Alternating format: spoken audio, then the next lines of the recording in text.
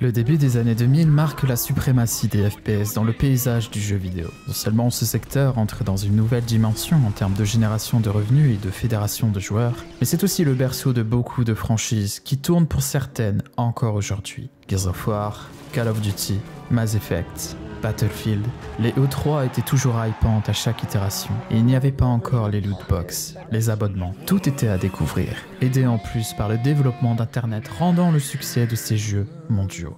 Mais il y en a un qui m'a toujours paru passer sous les radars, qui était bien plus populaire aux États-Unis, mais peu en Europe, et pourtant, il aura laissé sa marque, non seulement de par le studio dont il sort, mais également par son gameplay et son histoire. Aujourd'hui, parlons de cette Madeleine de Proust de beaucoup. Halo Combat Evolved.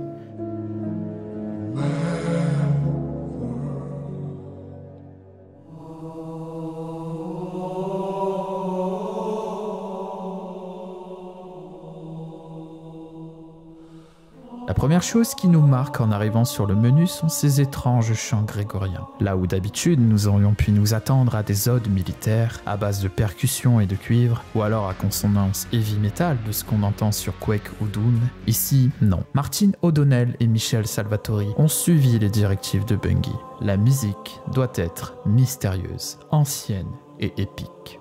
Et ces chants résonnent ainsi aussitôt en nous. Et ils évoquent assez aisément l'un des thèmes principaux de la franchise qui reprend la théorie des anciens astronautes. Dans cet univers, il y a des endroits plus anciens que les premiers hommes. Et apparemment, la religion pourrait y jouer une place centrale dans l'histoire. But it's funny to me that like the two most sort of memorable or successful individual melodies I wrote in the car. Parfois, le génie ne tient pas à grand-chose. L'OST de Halo est l'une des plus belles créations faites, alliant orchestre symphonique avec guitare électrique, métal alternatif de Breaking Benjamin, simple harmonie de piano avec dialogue de cordes, là où les OST d'autres licences étaient plus ou moins génériques, et pour certaines avaient du mal à trouver leur leitmotiv. Ici, rien qu'avec ces chants grégoriens, vous savez que vous êtes dans Halo, dans cet univers de science-fiction, allant aux origines de l'univers et de la vie. Ainsi entraîné par ce thème entêtant, vous lancez votre première campagne. Nous sommes accueillis par la structure éponyme de la saga, ornant une planète totalement inconnue. L'UNSC Pillar of Phantom fend l'espace étoilé devant nous, sans aucune indication d'où l'on peut se trouver dans la galaxie. En termes de mise en situation, nous sommes dans un futur plus ou moins éloigné, et comportant des technologies bien plus avancées, et noyés dans le silence de l'espace. Cortana, je veux seulement savoir si on les a perdus. Je crois qu'on connaît tous deux la réponse. Avons-nous réussi à distancer la flotte ennemie nommée Covenant, qui nous poursuit depuis la planète Reach? Cortana répond que non, que ces derniers sont bien plus avancés technologiquement et plus rapides que nous, alors qu'ils somment tout le personnel à son poste de combat, tout le monde, y compris nous guidant alors promptement à la prouesse de l'époque. Le jeu est beau, sombre et terne, oui, mais cela vaut pour tous les jeux de cette époque. Il est très vivant. Il y a peu de polygones sur les personnages, mais ils sont déjà très authentiques, avec des one-liners très marrants. Les véhicules sont absurdement grands, car c'est classe, et on sent qu'ils ont à la fois couplé des techniques de playback, la preuve étant ce magnifique bruit de Warthog qui s'écrase hors champ, ainsi que des animations uniques pour certains mouvements des personnages, rendant le tout authentique pour se préparer au combat. Saupoudré d'un petit discours de bonhomme, desservi par Johnson, notre premier contact avec lui. Et vous, les bleus qui vouliez voir des Covenants de près, vos rêves vont être exaucés. Si l'on avait encore des doutes avec la jaquette du jeu, ici nous avons la confirmation que nous sommes bien dans un univers futuristique et militariste. La caméra s'en va alors ensuite jusqu'au contrôle de notre personnage. Assez amusant de constater déjà une petite différence entre la version anglaise et la version française, où le Spartan 117 se fait appeler Major en VO, mais adjudant en VF, chose qui sera rectifiée dès le second opus. Nous rentrons dans la phase de tutoriel si chère à tous les jeux de cette époque. Sauter, courir, point de vie, tout est passé au crible pour nous familiariser avec ce qui restera pour tout le reste du jeu. Et Et d'ailleurs, ici on insiste 2 fois sur les mouvements de caméra, car ce jeu, même si aujourd'hui on peut y jouer sur PC, est sorti avant tout sur Xbox, et donc contrôlable par ce monstre, ce qui n'aurait pas dû être le cas. Halo, ou plutôt son code Blam, devait être avant tout un jeu conçu pour Windows, puis pour macOS, avant de devenir l'égérie de la Xbox. Et pas ça, même d'une première itération en RTS, puis en TPS, pour finir en FPS. Et vous verrez que beaucoup de restes de ces étapes de développement sont encore dans le jeu, et resteront durant toute la saga, donnant ce feeling si unique à Halo. Ayant alors fini votre petit tutoriel, vous êtes témoin de la première cinématique in-game du jeu. Les Covenants sont à bord du vaisseau. Ils vous ont rattrapé et le chaos est désormais en œuvre ici. Vous pouvez suivre la personne qui vous indique que le capitaine Keyes veut vous voir, mais seulement quelques pas plus tard, vous assistez à la brutalité des Covenants. Les humains font peu de poids face à eux. Ils sont très vite débordés face à ces armes énergétiques et ces grenades qui soufflent toute une pièce. Vous marchez au travers des blessés, des morts, et vous vous rendez vite compte de l'urgence de la situation. Le ressenti qui est possible car vous avez le contrôle du personnage. Vous vous mettez à couvert pour éviter les balles, vous essayez de courir le plus vite possible au cockpit, vous assistez au carnage. On parle alors d'être catapulté in medias res dans l'action. Vous avez déjà en tête que les Covenants sont des chasseurs et les humains la proie. Rejoignant le capitaine Keyes, le protocole Call est engagé. Ce dernier a pour but d'éviter de laisser les informations sensibles tomber dans les mains des Covenants, comme d'autres vaisseaux, l'IA Cortana et surtout l'emplacement de la Terre.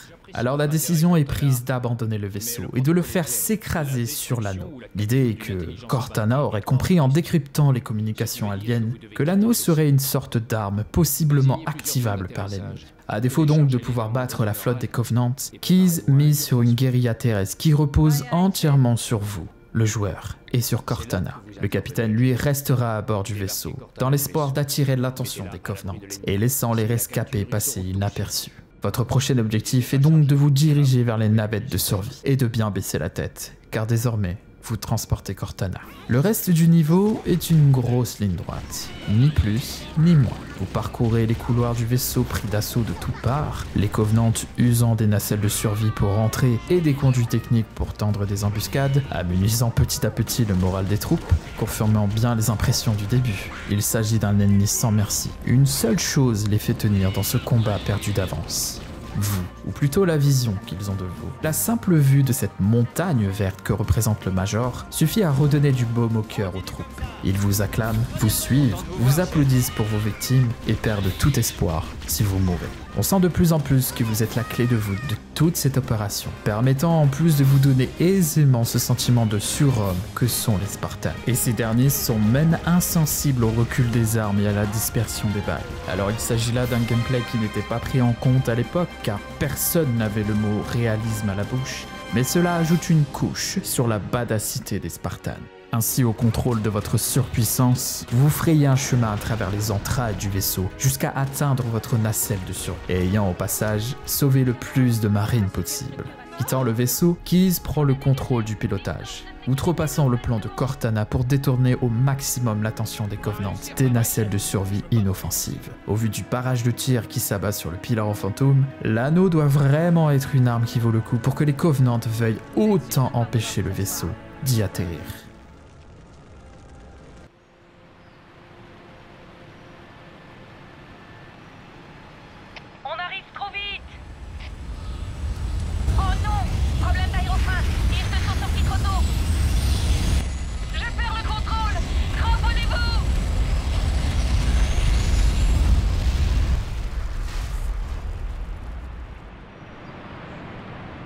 Chef, vous m'entendez?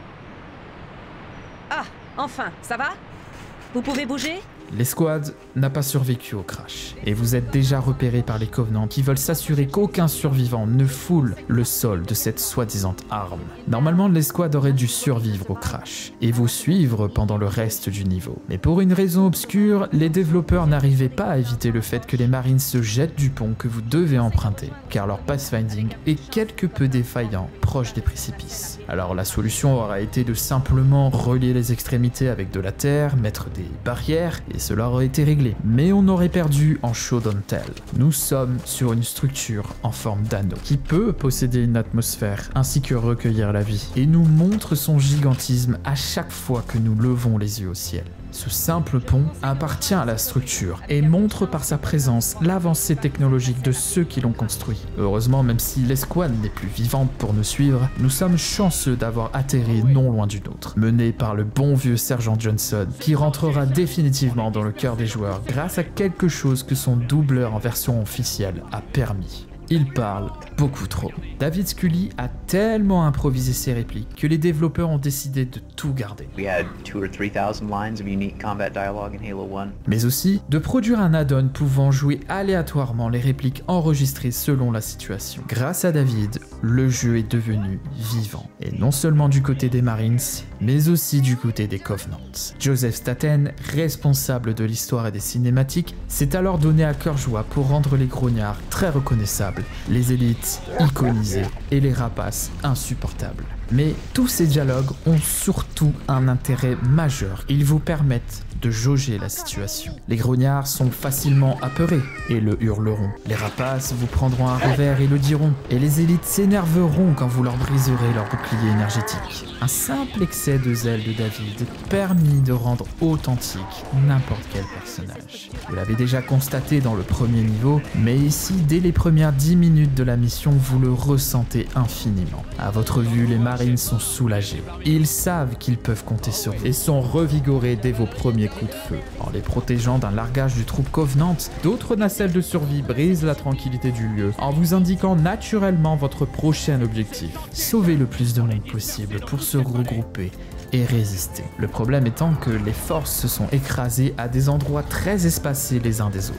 Alors un seul moyen vous permettra d'y parvenir rapidement. Votre premier véhicule, livré par Forerunner, un Warthog, la savonnette du surnom. Digne héritier du passé RTS envisagé pour Halo. Il n'est pas anodin de voir des véhicules dans ce genre. Warcraft 2, Command & Conquer, Homeworld, des unités représentant souvent la robustesse et la puissance de feu. Or, dans les FPS de l'époque, des années 2000, les véhicules étaient d'une rareté, car ces derniers se cantonnaient très souvent dans des couloirs bien scriptés. Redline fut un FPS antérieur à Halo qui axa une partie de son gameplay sur les véhicules, mais il s'agit bien plus d'une exception. Bungie, lui, de par son envie de base, avait déjà des véhicules de près, ainsi que de grandes maps pour les parcourir avec vos unités. Alors en passant au genre FPS, ces deux éléments aimés par les développeurs ne pouvaient disparaître, même s'il fallait les adapter en un temps record. C'est juste fun. Les véhicules sont géniaux, aidés en plus par l'ouverture des maps pour l'époque et par la possibilité d'embarquer des Marines avec vous. Un autre champ de gameplay s'ouvre. Les niveaux doivent donc s'adapter, devenir grands, diversifiés et pourquoi pas remplis aussi de véhicules ennemis pour apporter de nouveaux types de confrontations, jusqu'à nous donner des moments épiques. Et ici, même l'apparition des ennemis, leur point de spawn, sera justifiée grâce aux véhicules. Les Spirits sont là pour ajouter plus d'immersion quant aux attaques des Covenants, qui ne spawnent plus par magie, mais sont catapultés directement sur le champ de bataille, comme seraient des parachutistes de n'importe quelle armée. Les Marines que vous sauvez rentrent également par transport, par pélican, pour ne pas simplement disparaître derrière une porte. Vous vous rendez alors compte de l'immensité de la sandbox, de ce que les développeurs ont voulu donner comme ressentiment. Cet anneau est géant. Le pont du début est grand. Les structures dans lesquelles les Marines se réfugient sont grandes. Les cavernes qui ne sont pas d'origine naturelle sont immenses. Les véhicules sont nécessaires pour se déplacer rapidement et seront pour la plupart du temps le moyen de transport de mission en mission. Comment un endroit comme celui-ci peut-il exister? Qui a bien pu construire un tel édifice? Aucunement le temps de se poser ces questions. Forerunner est là pour nous extraire et nous envoyer à notre prochaine mission. Le site de crash du Pillar of Phantom est sous contrôle de l'ennemi. Le capitaine Keyes et une bonne partie des officiers sont prisonniers à bord d'un vaisseau alien. Ils ne peuvent le rester longtemps et ils doivent être sauvés. Faut y aller, lieutenant. On va avoir besoin de vous pour une mission de sauvetage.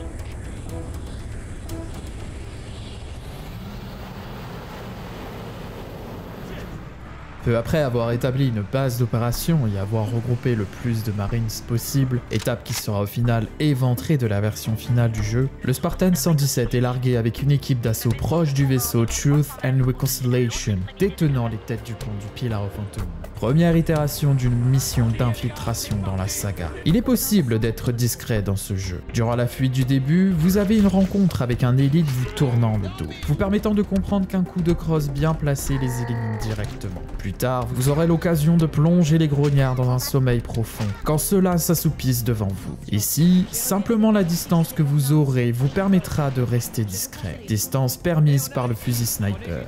Alors oui, même si vous faites un bruit incroyable en tirant, les ennemis ne vous voyant pas, ou du moins n'étant pas dans leur zone d'aggro, vous ne serez pas repéré et vous pourrez ainsi vous diriger jusqu'au vaisseau sans jamais que les Marines n'aient à tirer un coup de feu. Enfin ça, c'est dans la théorie, car de toute façon, ça finit toujours avec un ennemi qui est caché derrière un caillou et qui réveille tout le monde. Et vous serez alors obligé de passer sur votre fusil d'assaut qui, si vous l'avez remarqué depuis le début, a un nombre absurde de balles pour le plaisir de les vider sur tout un groupe de Covenant.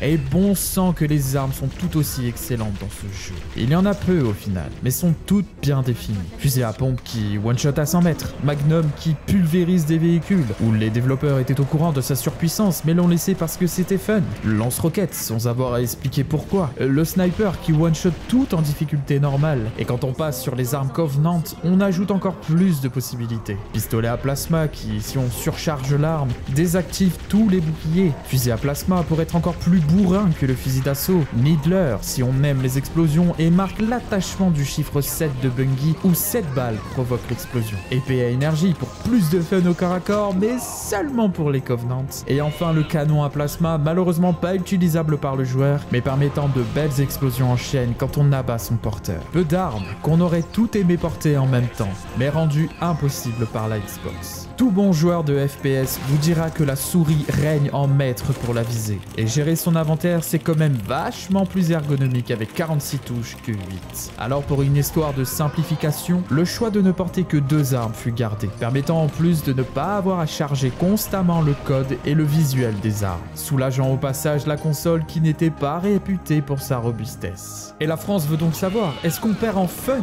Est-ce que les développeurs n'auraient pas eu honte avec ce choix? Le jeu est toujours aussi excellent, même en n'emportant que 2 armes à la fois. D'autant plus qu'à la manière de Doom, vous ramasserez très souvent ce que vous désirez sur vos ennemis, munitions ou nouvelles armes. Et ici, vous allez découvrir les armes Covenant, couplées aux balles humaines. Étant donné que vous êtes en territoire ennemi, l'accent est porté sur la volonté de vous sortir de la zone de confort que vous aviez depuis le début. Fini les munitions infinies. Vous allez devoir tirer du plasma pour économiser vos balles jusqu'au prochain ravitaillement. Et si jamais vous veniez à manquer de munitions, le dernier recours reste les grenades comme tout bon jeu qui se respecte. 2 types sont à votre disposition, les fragmentations qui explosent rapidement et les collantes si vous savez viser. Et vous allez bien en avoir besoin de ces grenades, surtout avec cette timide introduction des développeurs dans la verticalité pour les niveaux. Alors on aurait déjà dû voir quelques ébauches de ces premiers pas franchis par les développeurs dans la première mission. Mais malheureusement, comme pour l'étape d'Alpha Base où on était censé réunir les Marines pour survivre, eh bien cela sera aussi coupé du jeu. Et le vaisseau Covenant sera l'un des seuls endroits à avoir conservé cette verticalité. 2 étages seront présents au détour des couloirs, apportant plusieurs approches, vous laissant le choix de nettoyer tous les étages ou de simplement vous laisser tomber en bas. Cependant,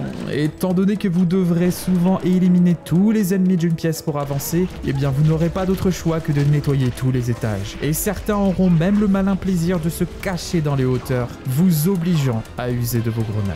Enfin, certains ennemis. Cela concerne surtout les grognards et les rapaces. Ces derniers fuient très vite dès que vous abattez les élites. Les Covenants reflètent efficacement la hiérarchie qui les compose. Les grognards sont en bas de l'échelle, sont efficaces en surnombre, mais perdent vite espoir dès que vous leur rentrez un peu trop dedans. Les rapaces, eux, seront fourbes, se cacheront derrière leur bouclier et enverront les grognards se sacrifier pour avoir le coup fatal sur vous. Alors que dire de ceux qui tiennent la cohésion en place? Aidés en plus par les différents grades que vous allez rencontrer, les mineurs, les majors, les spec ops et les généraux, les élites sont les ennemis les plus coriaces du jeu, les plus tenaces, surtout en groupe, pouvant être invisibles, user des véhicules et des tourelles. Enfin, ils sont vraiment la tête pensante de toutes les confrontations que vous allez effectuer, n'hésitant pas aussi à d'abord s'occuper des Marines qui vous accompagnent pour réduire votre puissance de feu. Et si par malheur vous abattez leur bouclier et que vous n'avez rien pour les achever directement, eh bien elles sortiront dans la plupart des cas une épée à énergie pour vous poursuivre. Et bonne chance quand un général décide de vous faire ça. Sauf que ce n'est pas le dernier ennemi que vous allez rencontrer. Un dernier archétype fait son apparition dans cette mission, les chasseurs. tout le temps en duo. Hormis si vous avez un Needler pour les faire exploser à petit feu, le rodéo sera votre meilleur ami, obligeant à toujours être derrière eux pour les abattre. Et de plus, si jamais vous en abattez un et pas les deux en même temps, le survivant va enrager et fera tout pour vous foncer dessus et vous écraser avec son poing. Alors imaginez quand vous êtes dans une situation qui comporte tous ses ennemis en même temps. C'est vraiment la foire à la saucisse. Ça tire dans tous les sens, ça explose et ça vole. Les Covenants sont des ennemis très agréables à affronter, intelligents et ne se contentant pas bêtement de foncer sur votre réticule. Ils sont parfaitement distinguables les uns des autres et participent à l'envie de continuer l'aventure. Ils représentent un excellent défi, et surtout quand vous êtes dans leur territoire. Mais malgré leur résistance, nous continuons d'avancer. Nous finissons même par sauver le capitaine Keyes, et ce dernier nous confirme bien que cet anneau est une arme que les Covenants ont volonté de s'emparer. Mais dans quel but? La pire des idées est alors énoncée. Certainement détruire l'humanité. Sans perdre plus de temps, Keyes prend le contrôle d'un des Spirit amarrés, percutant de plein fouet les deux chasseurs envoyés pour nous abattre. La décision est prise de se séparer de nouveau pour agir rapidement. Un groupe sera dirigé par Keyes qui ira voler des armes à l'ennemi. Et nous, l'ordre est donné de se renseigner et de trouver ce que les Covenants recherchent. La salle de contrôle de l'anneau, nommée Halo.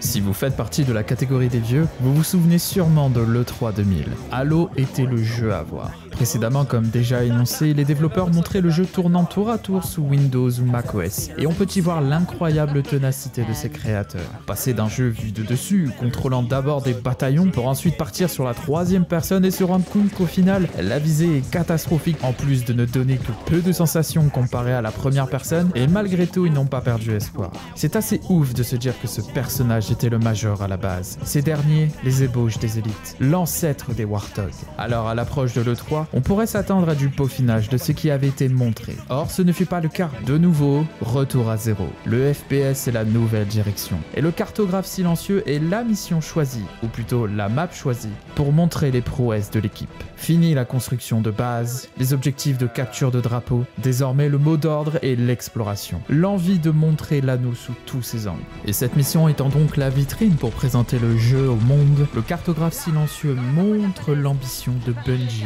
quant au futur des FPS. Ils ont à cœur de sortir de ces couloirs interminables et de permettre aux joueurs d'acquérir des angles d'approche différents. Halo marquera d'une pierre blanche l'entrée des FPS dans le genre du monde semi-ouvert. Déjà en 2000, Joseph Staten dicta l'intérêt du jeu et de cette mission. Cortana nous guide sur la suite de notre étape en suivant l'ordre de Keyes. Nous nous rendons sur une île sous excavation Covenant pour trouver comment atteindre la salle de contrôle du Halo par l'intermédiaire du cartographe silencieux. Non seulement nous allons y aller en force, mais aussi en nombre. Un bon largage de troupes suffit à intérioriser l'ampleur des forces Covenant présentes. Ils sont déjà retranchés et feront tout pour nous barrer la route. Nous ne pouvons et ne pourrons pas poser les mains sur ce qu'ils convoitent de façon aisée. Et ces derniers semblent même savoir comment utiliser les technologies des lieux. Ils sont bien plus ici dans une volonté d'archéologie que d'invasion. Au vu des nombreux avant-postes machines bizarres et surtout du général élite présent, on sent qu'ils sont tombés sur quelque chose dans les tréfonds de cet endroit majestueux. Le fanatisme des Covenants est totalement exacerbé plus on approche du cartographe, envoyant vagues de renfort après renfort sur nos pauvres Marines restés à l'extérieur pour nous protéger, abattant chaque pélican venu nous soutenir. Le sound design joue un rôle majeur pour éviter tout arrêt inutile. Nous devons avancer le plus vite possible pour découvrir l'information que nous sommes venus chercher. Si l'on prend trop de temps à atteindre les tréfonds, toutes les marines seront mortes. Arrivant enfin au cartographe, Cortana appuie encore plus l'importance du Halo, le définissant même comme un temple, voire un sanctuaire, tout en trouvant l'emplacement de la salle de contrôle. Qui s'accordera de soutenir la volonté de l'IA de presser vers la salle de contrôle du Halo, mais perdra contact rapidement avec nous. Alors information en poche, nous sortons de cet endroit le plus vite possible, appelant Fort Armor pour nous récupérer, car désormais, c'est sous terre que la quête continue.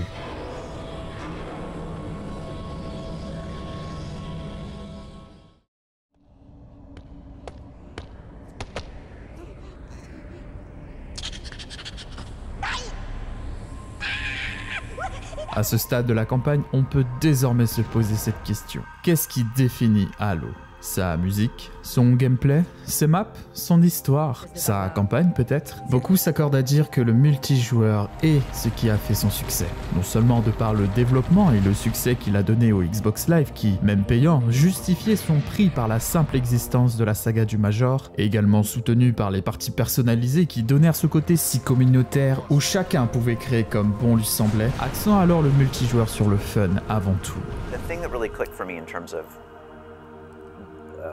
our first really taste of success was that sense of community where we could see groups of people gathering together, lugging their giant CRTs over to their friend's house, plugging in for a LAN party, just the impact that the game had on bringing people together to compete, to make friends, to have fun.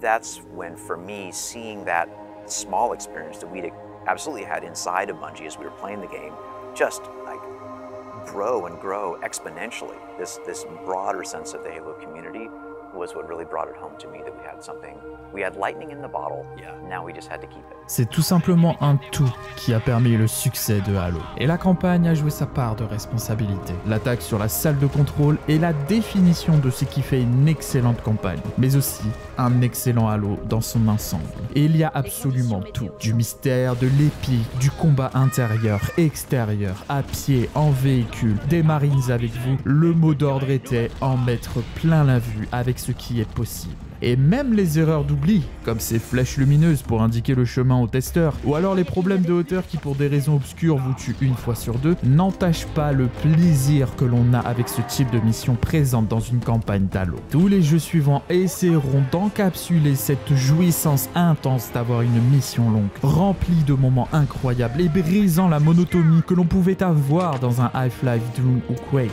La verticalité des niveaux fait aussi son retour, donnant bien plus d'approche au niveau. Encore une fois, vous pouvez tirer depuis les hauteurs pour sauver les Marines, prendre une Banshee et rusher jusqu'à la fin. Et tout cet épique est encore une fois bien justifié par l'histoire. Les Covenants sont là pour vous livrer un combat dantesque. Vous ne devez surtout pas vous approcher d'un seul mètre de la salle de contrôle. Vous constaterez sur le chemin beaucoup de Marines qui vous ont devancé, mais ne font pas match face à la brutalité mise en place contre le Major. Tout le gameplay sera mis à votre disposition pour outrepasser cette barrière de plasma et de véhicules.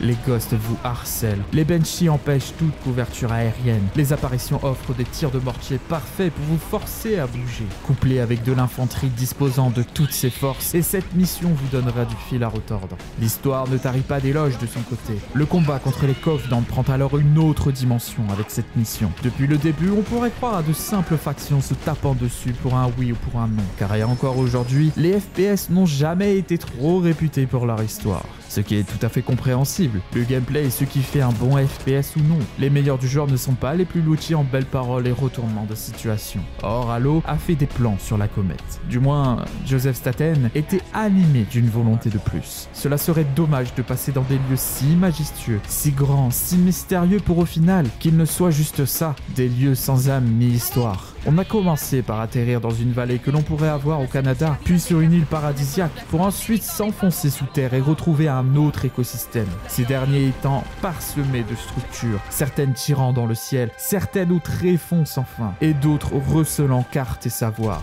Et c'est seulement quand nous entrons dans la salle de contrôle que nous en apprenons plus. Tout va bien? Parfaitement bien. Vous n'imaginez pas la quantité d'informations. Le savoir, si riche, si rapide, magnifique. Et cette arme, de quoi s'agit-il? De quoi parlez-vous? Restons concentrés. Halo, comment l'utiliser contre les Covenants? Cet anneau n'est pas un gadget, espèce de barbare. C'est autre chose, quelque chose de bien plus important. Les Covenants avaient raison. Cet anneau, c'est un Forerunner. Donnez-moi une seconde. Oui, le Forerunner a construit cet endroit qui a été baptisé Monde Forteresse pour... Attendez... Non, c'est impossible. Oh, c'est Foot Covenants. Ils devaient le savoir. Il y a sûrement eu des signes. Doucement, je ne vous suis pas. Les Covenants ont trouvé quelque chose dans cet anneau. Quelque chose d'horrible. Et maintenant, ils ont peur. Un truc enterré? Ou ça... Le capitaine, nous devons arrêter le capitaine. Keys? Qu'est-ce que... La cache d'armes qu'il cherche n'est pas vraiment... Il faut l'empêcher d'y entrer. Je ne comprends pas. Le temps presse. Sortez d'ici, trouvez Keyes, arrêtez-le, avant qu'il ne soit trop tard.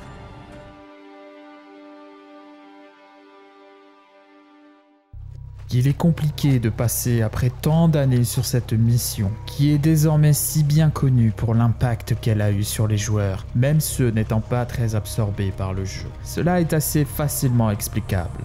Nous étions pour la plupart des enfants quand nous avons découvert cet univers. Et jusque-là, nous faisions ce que nous avons toujours connu, défoncer de l'alien. Et rien ne laissait présager que nous basculerions dans l'horrifique pur et dur.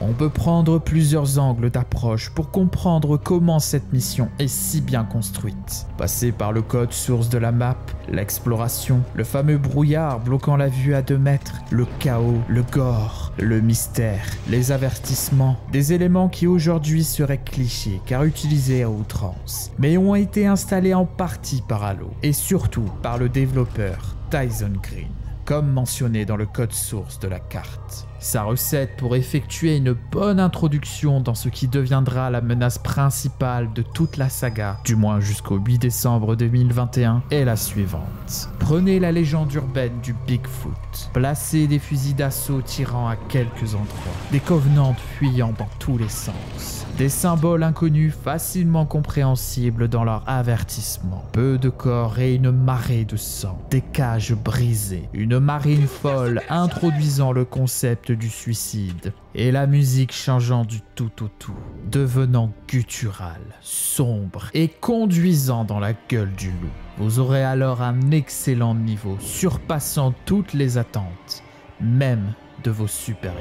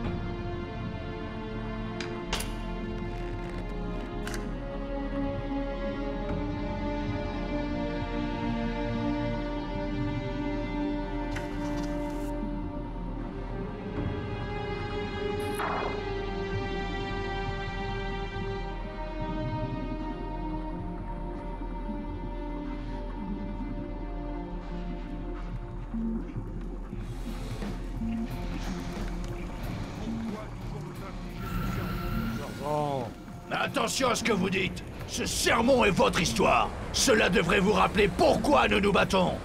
Hey, si les Covenants veulent effacer cette partie précise de mon histoire, ça me va. Oui, plutôt l'histoire que nous. Demandez-leur gentiment la prochaine fois, Bisanti. Je suis sûr qu'ils seront ravis de rendre service. Ça me paraît calme. On se pose. Go, go, go!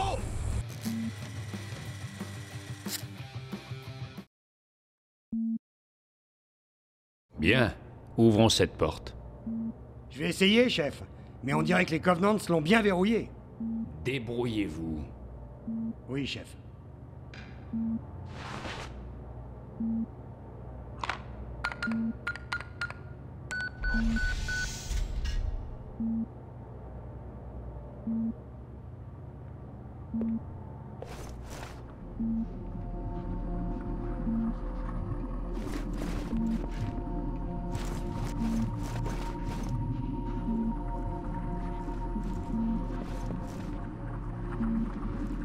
Je ne le sens pas, ce truc.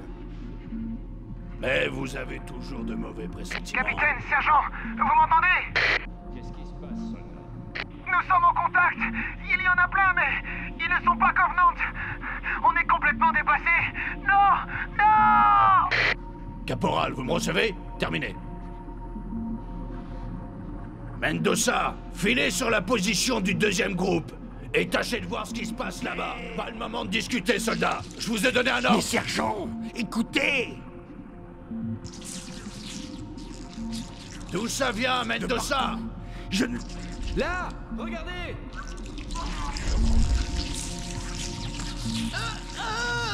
Ne bougez pas. Ne bougez pas. Faites-leur leur fête.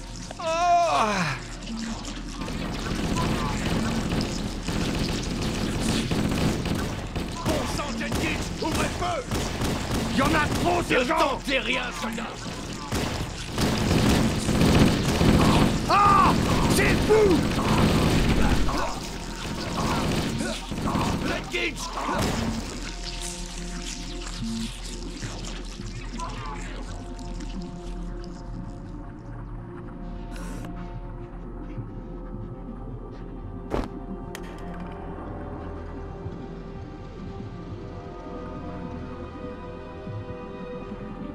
Le parasite est enfin là. Il se dévoile après tous les sous-entendus posés depuis le début.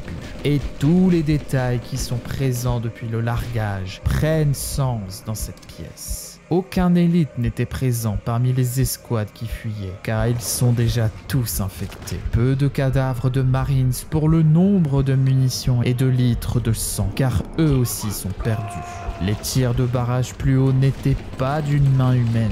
Aucune défense n'était tournée vers l'extérieur, car tout le monde essayait de contenir la menace. Des alliances improbables ont vu le jour pour tenter de survivre. Les symboles reviennent en tête. Les rouges pour interdiction de rentrer et les bleus pour la sécurité. Notre radar était depuis le début, tout autant que nous, dans le flou, à voir des présences alliées qui n'existe plus. Keyes n'est pas là, Johnson et son escouade également. La marine affolée a été absorbée et ceux que l'on retrouve à la surface ne tarderont pas à rejoindre les Floats. Le choc est alors total. On se retrouve nous aussi à fuir les fusils d'assaut, enjambant les cadavres de Covenant du début. Appelant désespérément Fort Hammer pour nous extraire d'urgence avec les Marines qui essayent de nous suivre, nous ne pourrons cependant ne sauver personne aujourd'hui. Quelque chose nous amène à lui. Quelque chose qui a besoin de nous. Je suis 343 Guilty Park. Notre nouvel ami n'a que faire de toute éventuelle question que l'on pourrait lui poser. Et à la manière du meilleur niveau de Mario 64, notre objectif nous est dévoilé. Il suffira de simplement courir pour récupérer l'index, la clé d'activation du Halo. Et cela, tout seul. 343 ne sera pas là pour nous aider même quand il flotte au-dessus de nous. 343 ne sera pas là pour nous aider même quand ce dernier attend avec nous aux portes. 343 ne sera pas là pour nous aider, même quand des milliers et des milliers de parasites envahissent le lieu. La bibliothèque est le pire niveau de la campagne. Et le pire dans tout ça, c'est que la raison est toute bête. Nous sommes tout seuls. Le parasite, fraîchement introduit dans l'excellent précédent niveau, n'a pas eu le temps de poser sa marque sur nous. Dans les faits, nous n'avons fait que fuir, déboussolés par son apparition. Et nous n'avons même pas eu le temps de reprendre notre souffle que 343 nous téléporte ici. Nous avons donc manqué sa principale caractéristique. Il est construit sur un système d'intelligence artificielle décent. Et au même titre que l'excellente IA servant les Covenants pour leur donner ces comportements si intelligents et novateurs pour l'époque, les Floats vont très bien fonctionner aussi. Voire même trop. Le parasite n'a pas trop eu le temps de nous submerger auparavant. N'a pas eu le temps de nous montrer ce sentiment d'inéluctabilité quand 15 vous tombent dessus au détour d'un couloir. N'a pas eu le temps également de montrer qu'avoir des alliés pour les distraire, c'est quand même vachement utile si en plus ils peuvent les affaiblir aussi. Mais ici, il aura le temps de tout ça. Et on peut le répéter en chœur, nous sommes seuls. Alors on se dirait qu'au pire, il ne s'agit que de traverser quelques couloirs pour récupérer l'index. Non. Les développeurs ne l'ont pas décidé ainsi, car regardez ce bordel dans le code source de la map. Et surtout ces lignes. Ce que vous voyez, c'est les apparitions aléatoires des ennemis. Auparavant, ces lignes étaient aussi utilisées pour, par exemple, les places des Covenants dans les Spirits. Ici, hormis les deux Gugus du début avec les formes porteuses, tout est aléatoire. Et non seulement leur placement, mais aussi leurs armes. Ils peuvent utiliser tout l'arsenal disponible. Mais parlons du niveau maintenant. Un labyrinthe. Enfin, un semi-labyrinthe. Car la route est plus ou moins une grosse ligne droite facilement identifiable. Plusieurs portes sont à franchir et 3 ascenseurs sont à prendre. Déjà, je tairai le fait que les sous-titres des différentes sections du niveau sont juste du troll. Mais je dirais haut et fort que ces portes sont débiles. Si on additionne les 6 portes que 343 doit ouvrir, on doit attendre 4 minutes 30. Alors par moment, miracle, des sentinelles arrivent.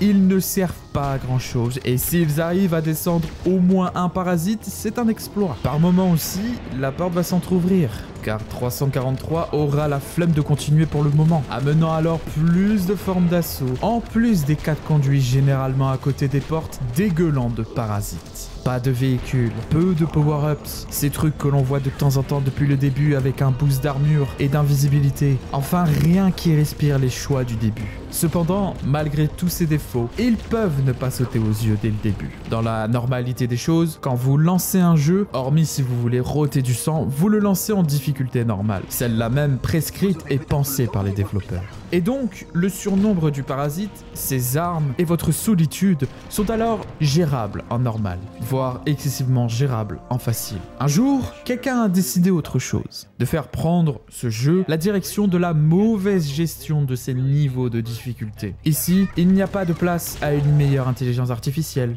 moins de munitions, moins d'alliés. Ici, les Covenants et le parasite sont boostés aux hormones. Plus de vie, plus de boucliers, plus de réflexes. Les armes balistiques deviennent totalement obsolètes. Et vous finirez toujours par adopter le combo pistolet à plasma et magnum.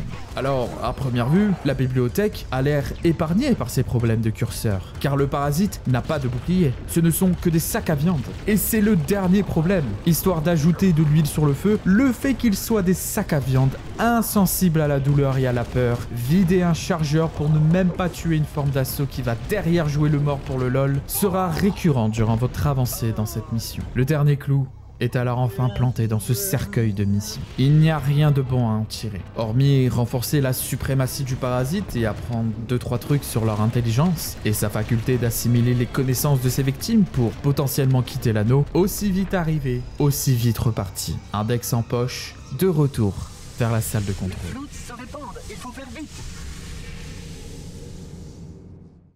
En clair, tout organisme doté d'une masse suffisante et de cognition est un vecteur potentiel.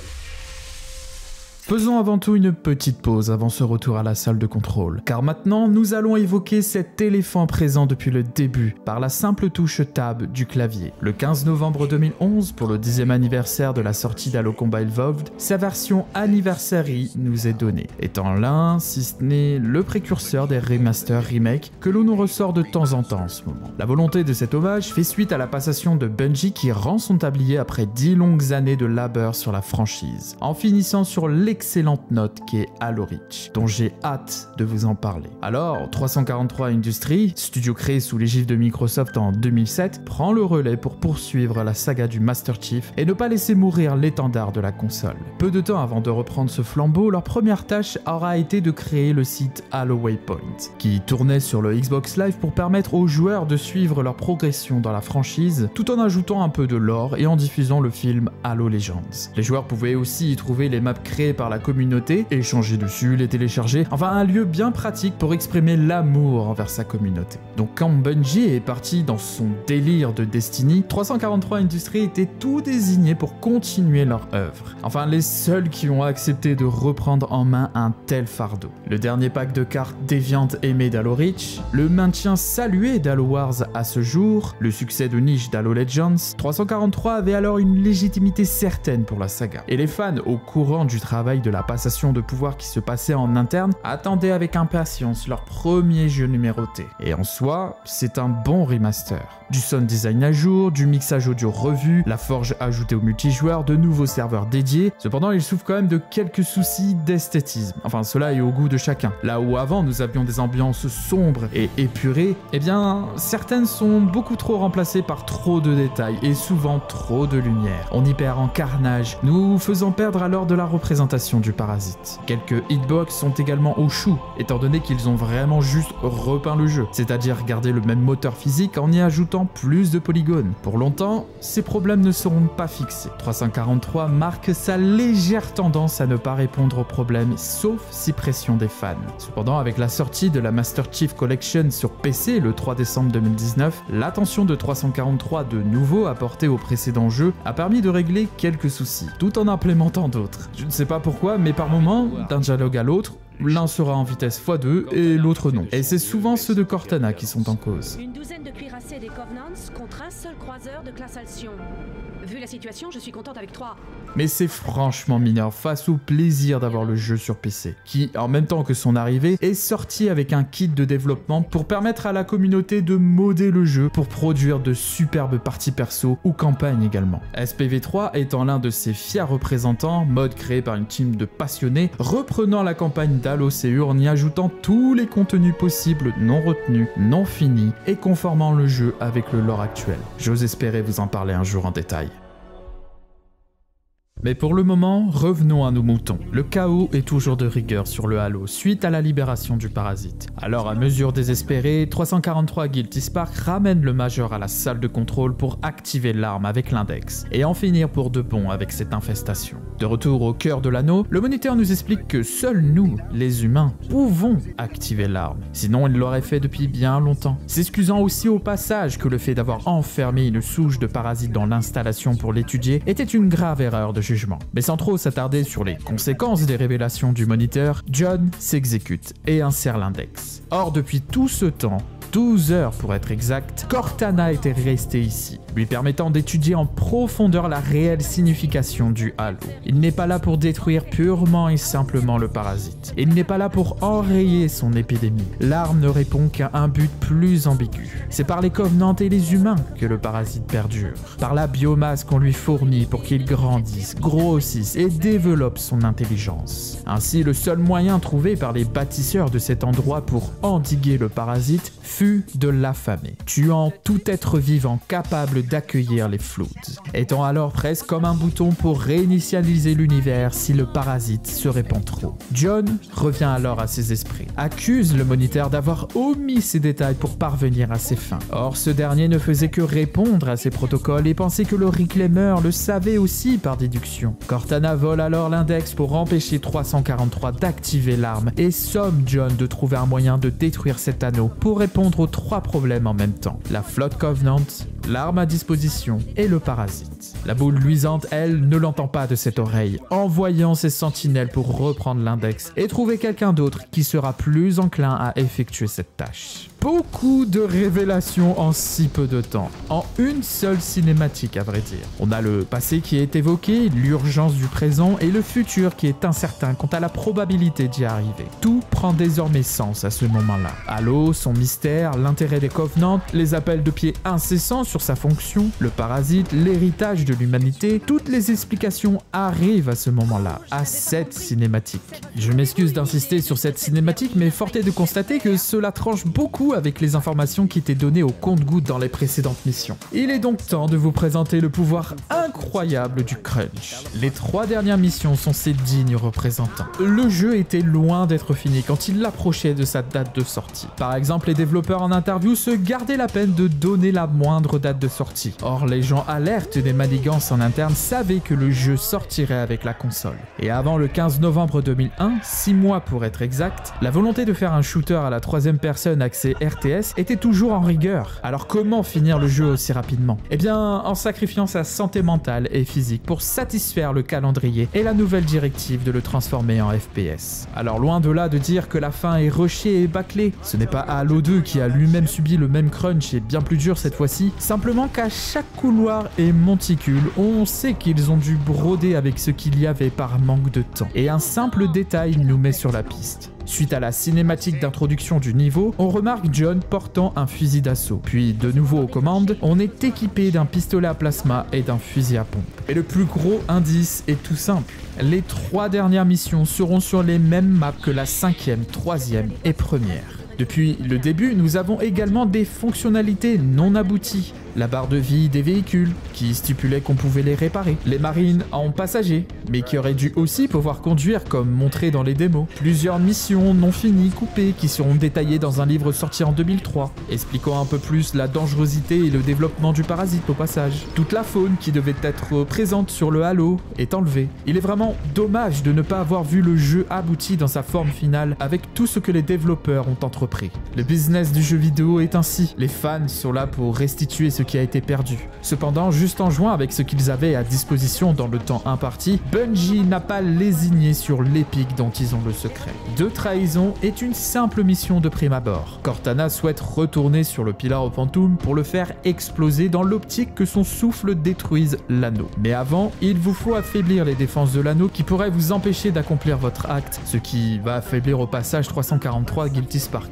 2 pilotes de puissance sont alors identifiés et seront vos cibles. Vous aurez alors l'embarras du choix dans votre approche, en Total Tourist ou alors en Doomslayer. Vous pouvez outrepasser toutes les confrontations et laisser Covenant, Parasite et Sentinelle s'entretuer. Participez aussi si vous en avez envie, survolez toutes les sections en Banshee. On commence presque même à avoir de la pitié pour les Covenant quand ils se font martyriser par les lance-roquettes. On souhaiterait presque combattre à leur côté pour ne pas se retrouver seul de nouveau face aux Floats. Cortana avait bien raison, nous ne sommes que de la nourriture pour eux. Nous aussi on souffre. Cette mission aurait pu être un aveu d'échec, de réussir à se renouveler malgré le peu à disposition. Ce n'est jamais très agréable de revenir sur ses pas, de ne pouvoir montrer ce qu'on avait développé aux joueurs, d'avoir quelques triggers qui sont imparfaits, des sections bien plus vides que d'accoutumée, des apparitions d'ennemis moins soignées. Heureusement, malgré les défauts, Bungie conserve la tête hors de l'eau et nous amène naturellement vers la fin. Le second pylône étant désactivé par le pouvoir de nos boucliers parce que voilà, c'est cool,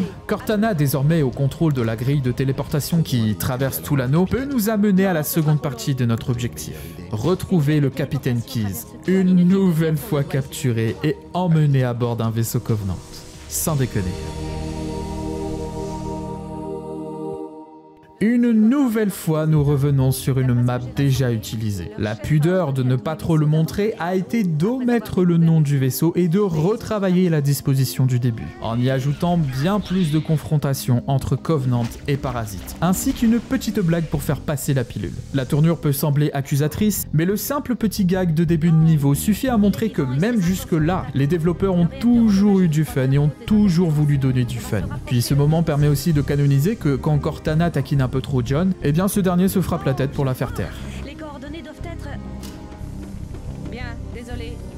Ainsi, à bord du vaisseau, la recherche du capitaine Keyes commence. Le parasite est aussi présent au sol et en son sein, essayant même d'en prendre totalement le contrôle pour s'échapper de l'anneau et se répandre plus loin. Les communications Covenant sont submergées d'appels à l'aide, d'attaques et de demandes de renfort. Et ils sont prêts à détruire ce vaisseau, quitte à y laisser leur vie. De lourds dégâts ont donc commencé à apparaître, dont un immense trou nous obligeant à sauter en bas pour retourner dans le vaisseau plus loin. Si seulement on avait une grille de téléportation pour franchir ces 5 mètres qui nous séparent du capitaine. Mais ce n'est pas le cas, cela serait vraiment un peu trop opportun, alors on saute. Encore une fois, l'accent est mis sur le choix laissé aux joueurs. Passer en touriste ou prendre part au combat. Le problème étant le respawn quasi infini du parasite, qui vous obligera à avancer quoi qu'il arrive. Même si vous vous amusez à aider les Covenants à tenir le plus longtemps possible, et ils finiront par faillir. L'idée de la mission 343 Guilty Spark est toujours sous-jacente sur la fin du jeu. Vous ne pouvez que fuir la menace. Toute autre volonté est dérisoire face à votre survie. Tout était alors à votre disposition, toutes les armes contre tous les ennemis, sauf les véhicules, qui sont relégués à la simple tâche de vous permettre de vous enfuir. Mais en soi, c'est infiniment excitant de se balader au milieu d'un champ de bataille qui en soi ne nous concerne même pas. On est juste là pour sauver notre bon vieux capitaine qui devrait vraiment apprendre à regarder derrière lui au cas où. Sauf que là où sa première évasion était menée d'une main de maître par lui-même, ici, il n'est plus avec nous depuis le début de la mission. Keyes, à l'image des autres Marines infectés que vous rencontrez depuis quelque temps désormais, a rejoint le parasite. Du moins, il essaye de lui résister. Cortana n'en revient pas. de ce destin si affreux de n'être que de la chair à canon. D'autant plus qu'au vu de la forme qu'il prend, le parasite a en tête quelque chose de plus. On a remarqué depuis le début de la mission que ce dernier rassemble les cadavres dans certains coins du vaisseau, pour les assimiler certainement. Mais au vu de la chose qui se présente devant nous, il semblerait qu'il s'en serve pour alimenter ce qu'est devenu le capitaine. Vous êtes désormais définitivement seul. Le détail que vous avez remarqué durant 343 Gulty Spark prend forme ici. C'était la dernière mission où vous aviez des alliés auprès de vous. Toutes les Marines doivent être infectées à l'heure qu'il est. Or malgré cette prise de conscience, John perfore la tête du pauvre homme et récupère au passage ses codes d'accès pour appliquer l'implosion du Pillar of Phantom. Le parasite ne doit absolument pas s'échapper. Et vous aussi apparemment, car si vous prenez la Banshee dès que les pilotes élites en sortent pour vous échapper, Cortana n'aura pas le temps de lancer son dialogue et vous resterez coincé au-delà du trigger de la prochaine mission. Mais un rapide retour vers le vaisseau vous permettra d'entamer la dernière étape de ce long voyage.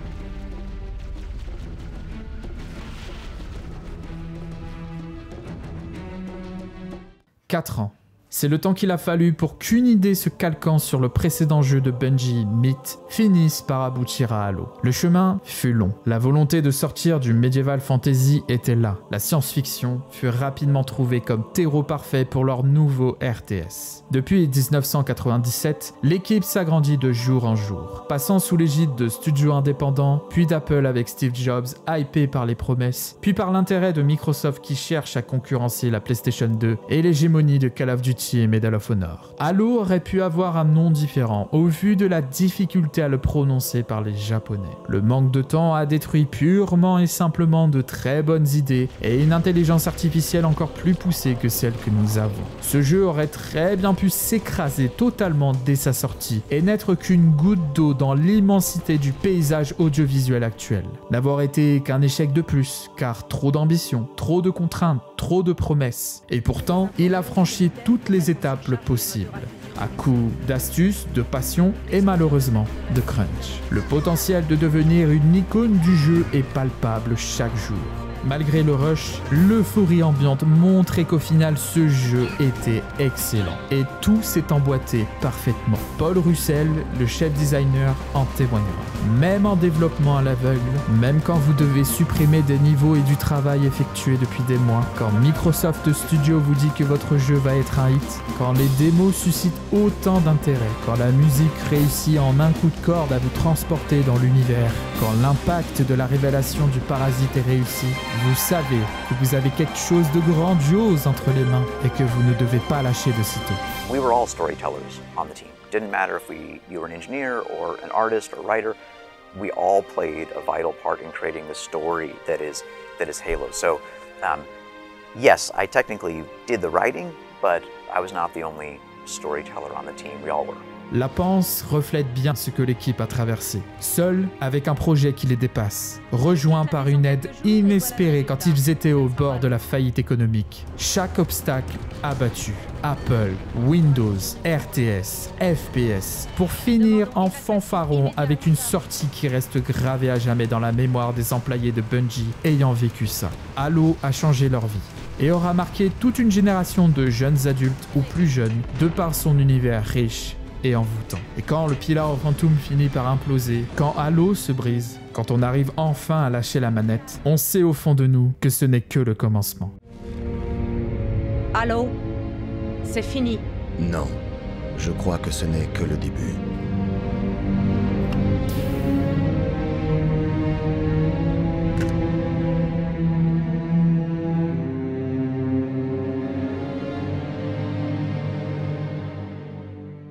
Merci à vous d'avoir regardé la vidéo, j'espère qu'elle vous a plu, c'était un peu long mais ça m'a fait plaisir de parler de Halo, ça faisait très longtemps que j'avais envie de parler de Halo. Bien sûr on se retrouve pour le second volet assez vite, mais je ne peux pas vous donner plus de dates par rapport à ça parce qu'il y aura beaucoup de choses à dire. Enfin bref, pensez à aimer, à partager, à commenter pour la visibilité de cette vidéo et on se retrouve pour la prochaine.